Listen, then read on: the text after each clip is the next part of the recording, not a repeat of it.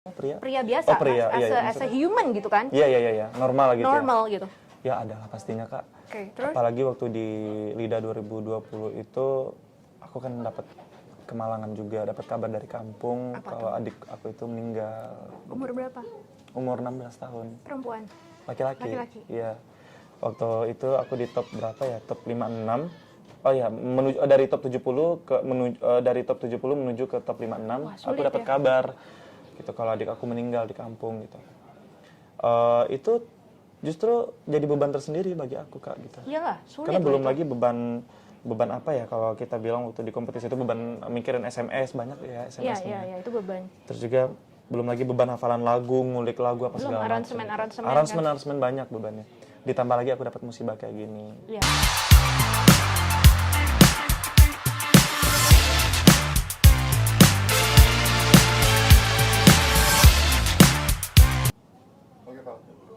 Halo Sobat Bintang, saya Valeska Suisa kembali di Bincang Bintang Update.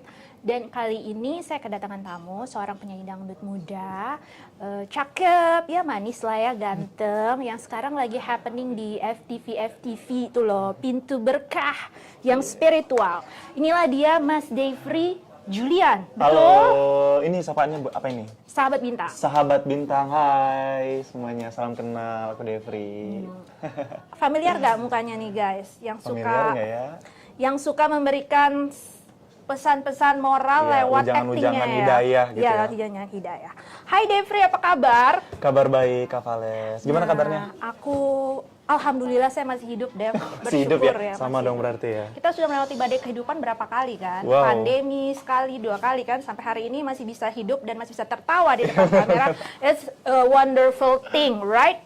Nah, Devri ini ternyata aku baru tahu kalau selama ini kita kedatangan ada Gunawan, ada Hari, ada siapa tadi? Nia, ada Meli.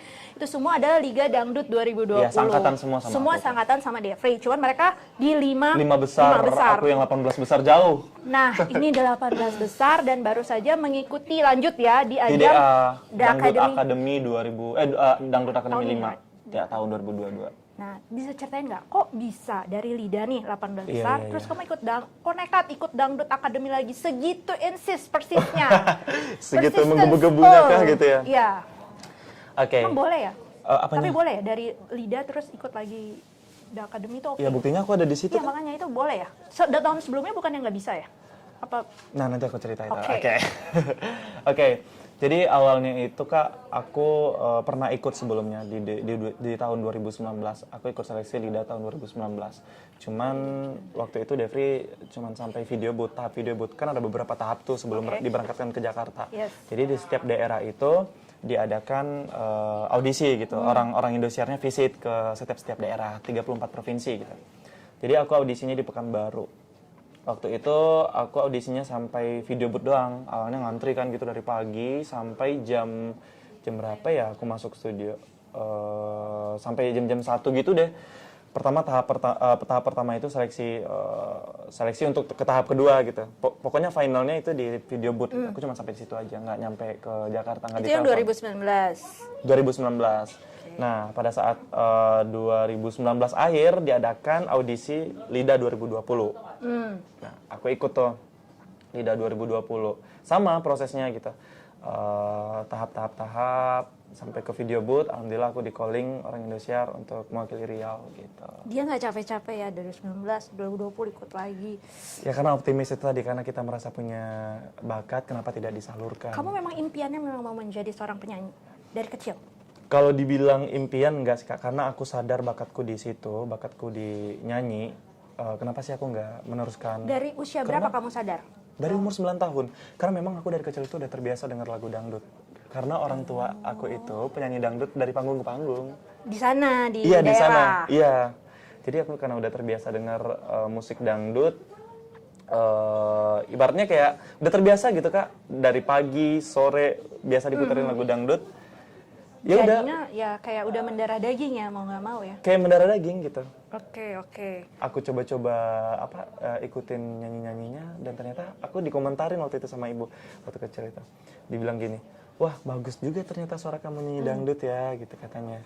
Nah dari situ aku mulai dilatih ibu, dilatih ayah gitu, nyanyi dangdut. Tapi sebelumnya berarti udah sering ikut lomba-lomba Justru belum di pernah. daerah? Sama sekali? Kalau lomba-lomba secara pribadi aku yang niat ikut itu enggak. Cuman aku suka diutus sekolah gitu, kayak FLS 2N Udah sering ya? gitu. Jadi perwakilan dari sekolah? Iya kayak gitu. Tapi kalau kayak aku yang ikut sendiri itu enggak. Cuman di LIDA 2019, LIDA Itu yang 2020. baru benar-benar ikut ajang perlombaan kompetisi yang besar Ya, langsung ya? gitu. Oke, di 2020 kamu masuk sampai di 18 besar. 2020 18 besar. Apa sih yang kamu lihat dari perjuangan ke perjuangan ya? Karena kamu kan ada beberapa tahap kamu lalui. Tantangan terbesarnya apa sih dan yang tersulit buat Devri sebagai anak rantau ya, yang berusaha mewujudkan impian di kota Jakarta? Tantangannya di luar kompetisi apa pas ketika kompetisi itu? Saat kamu ini dalam Saat berkompetisi. Kalau tantangan eksternalnya, maksudnya di luar kompetisinya itu kan nggak ada sih gitu ketika kompetisinya, karena aku kan di dalam asrama tuh, jadi masih di bawah naungan orang Indosiarnya Oke. gitu. Jadi kayak rivalnya itu nggak kerasa, persaingan di luar itu nggak kerasa. Persaingan yang aku rasakan itu ketatnya itu ketika di panggung. di Gitu. luar ya? Semua pada bagus-bagus, karena aku ngerasa juga ya itu tadi bagus-bagus gitu kan, terus juga SMS-nya tinggi-tinggi, antusiasnya sama-sama luar biasa ke kita sesama peserta. 2020 itu soalnya lumayan qualified ya. Kontestan-kontestannya bisa dibilang agak gitu. berat ya di situ ya. Iya kan? Iya betul. Kamu sempat down nggak sih? Sempat jiper nggak sih menghadapi? Wow, gila dari itu berat-berat loh kayaknya. Kalau down sih enggak ya, kayak maksudnya Nervous. kalau nervous pasti, kalau nervous tampil di panggung pasti. Cuman kalau down ngelihat lawan bagus-bagus, aku justru enggak. Justru aku terpacu biar Lebih bisa baik nyalip lagi. mereka. Oke. Maksudnya biar bisa lebih bagus gitu Bagus dari saat rival-rival tampil. aku gitu-gitu. Oke. Terus saat kamu hanya sampai di 18 besar sebagai seorang perias biasa, ada rasa sedih nggak sih? Perias apa pria? Pria biasa, Oh, pria. as, Iya, as a human gitu kan? Iya, normal gitu. Normal gitu. Ya ada lah pastinya Kak. Oke, terus? Apalagi waktu di LIDA 2020 itu aku kan dapat kemalangan juga, dapat kabar dari kampung kalau adik aku itu meninggal. Umur berapa? Umur 16 tahun. Perempuan. Laki-laki. Laki-laki. Iya. Waktu itu aku di top berapa ya? Top 56. Oh ya, dari top 70 dari top 70 menuju ke top 56. Wah, Aku sulit dapat ya. kabar gitu kalau adik aku meninggal di kampung gitu. Itu justru jadi beban tersendiri bagi aku Kak gitu. Iyalah, sulit. Karena loh belum itu. lagi beban apa ya, kalau kita bilang waktu di kompetisi itu beban mikirin SMS banyak ya Iya, SMS-nya. iya, itu beban. Terus juga belum lagi beban hafalan lagu, ngulik lagu apa Belum segala aransemen-aransemen, aransemen banyak bebannya. Ditambah lagi aku dapat musibah kayak gini Iya. gitu. Dan ketika itu mood pasti nggak banget ya. Berantakan banget aku. Iya, sementara pekerjaanmu butuh mood itu, right? Ya, kayak gitulah. Terus juga nggak lama setelah beberapa waktu adik aku meninggal, aku tampil gitu. 3 hari apa 2 hari gitu, selangnya gitu. Iya. Aku langsung tampil gitu. Kebayang nggak sih Kak bebannya Iya. gimana gitu, beban di atas panggung gitu. Iya. Ditambah aku waktu itu nyanyiin lagu Kehilangan dari Lagunya Bapak itu Aji lagi? Roma. Iya, lagu Kehilangan. Aku tuh kayak nggak kuat air mata, kayak pokoknya sedih banget. Aku tuh merasa di bawah gitu, down. Pastilah. Kamu disorot, you are on cam, lampu Iya. di mana-mana, orang cuma mau lihat kamu yang perfect kan di Iya, depan, betul. tapi sebenarnya hati kamu rontok saat itu. Banget. Terus ditambah lagunya sedih. Kamu nangis nggak di atas panggung? Aku menahan nangis gitu. Itu lebih susah Justru lagi after- loh buat kualitas vokal, pakai nahan nangis, hati mood. Justru after itu aku nangis gitu. Aku selesaikan, aku berpikir yang namanya umur ya pasti nggak ada yang tahu lah Iya, gitu ya. betul.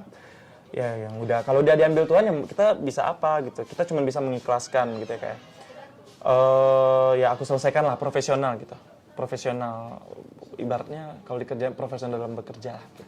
Adikmu kenapa sakit atau? Dia kecelakaan Kak. Kecelakaan tunggal gitu, jatuh dari motor. Oh ya ampun. Dan kamu nggak bisa pulang juga ya? Bisa pulang, aku dipulangin Oh, gitu. sempat. Aku dapat kabarnya malam, waktu itu aku juga on air waktu itu, pembagian grup atau apa aku lupa waktu itu ya. Selepas turun dari panggung, aku tiba-tiba nih diamankan lah sama tim-tim kreatif Indonesia, dibawa ke kamar.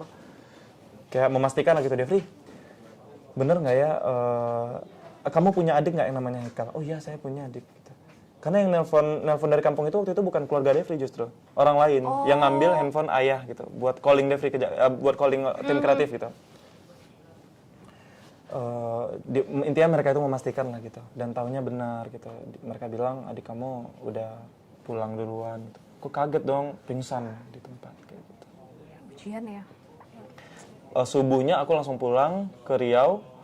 Sehari di sana aku balik lagi ke Jakarta. Dan itu harus langsung tampil ya, cuman just Besoknya, apa lusanya gitu aku lupa. Itu di taraf berapa besar itu waktu itu? 56 dari 56. 70 menuju 56. Jadi aku tampil lagu Kehilangan itu di top 56. Tapi bersyukur ya berarti kamu sampai bisa 18 besar dengan situasi itu loh. Itu berat loh. Itu bisa pecah kan di panggung waktu itu kan. Harusnya konsentrasinya itu kan susah. Ya begitulah Kak. Itu beratnya jadi artis guys. Jadi kalian boleh lihat kayaknya enak ya. Dia nyanyi di atas panggung, dia kelihatan glam, tapi belum tentu loh. Dia juga bisa punya masalah saat itu. Tapi orang nggak lihat, orang taunya yang bagusnya aja. Disitulah keprofesionalan seorang itu dituntut. Entertainer itu dituntut. Gitu. Mau moodnya serusak apa ya orang nggak mau tahu. Ya itu ujian juga ya Devri. Kemudian kamu sampai 8 besar sempat keluar, tapi kamu nggak patah semangat kan? Kamu ikut lagi di Akademi 5.